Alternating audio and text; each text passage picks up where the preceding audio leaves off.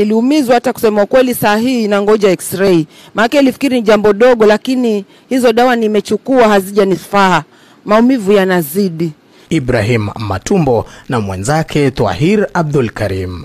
Nimesikia uchungu na nataka kulaani sana hicho kitendo ambacho kilifanyika. Vile nilifanyiwa tendo la kikatili siku ya tarehe 12 Jumatatu ya wiki hii. Kuanzia hapo masaa saa 5 kuendelea hadi saa 6, hapo ndo kitendo hicho kilifanyika.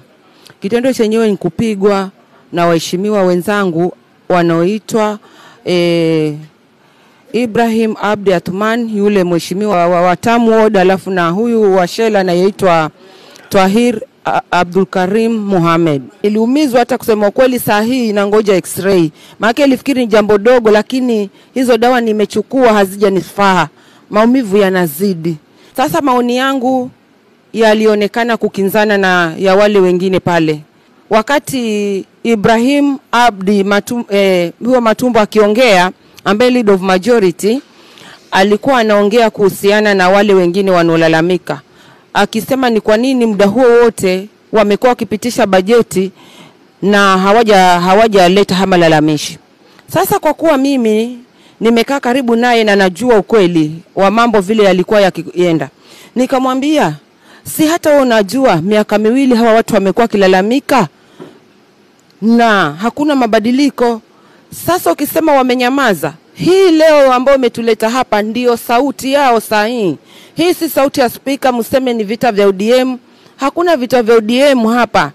Ni dhulma za ugavi wa rasilimali za county. Nilivyokuwa nimekinzana naye namna hiyo, akagonga meza. Alivyogonga ile meza nikamuuliza, kwani unataka unipige? Nilivyomuuliza hivyo akainuka akanipiga. Sasa alinipiga, alianza na kichwa akapiga mahali popote alifikia. Sasa nikaona it's too much, mimi nami nikainuka sasa kujitetea. Sasa nilivyoinuka akanishika shingo. Alivyoshika shingo mkono ukaja katika hiyo rinda. Akalivuta likakatika vifungo, alafu hata hiyo burana hiyo ikakatika. Huyu mheshimiwa wa Shela alikuwa amekaa the farthest end. Alitoka mbio akaja akanipiga ngumi ya hapa mgongoni karibu na shingoni. Mimi nilichaguliwa na chama cha ODM. Sisi kama wana ODM hatuhusiki na hicho kitendo, japokuwa wale walichofanya ama wale wamefanya kile kitendo ni viongozi.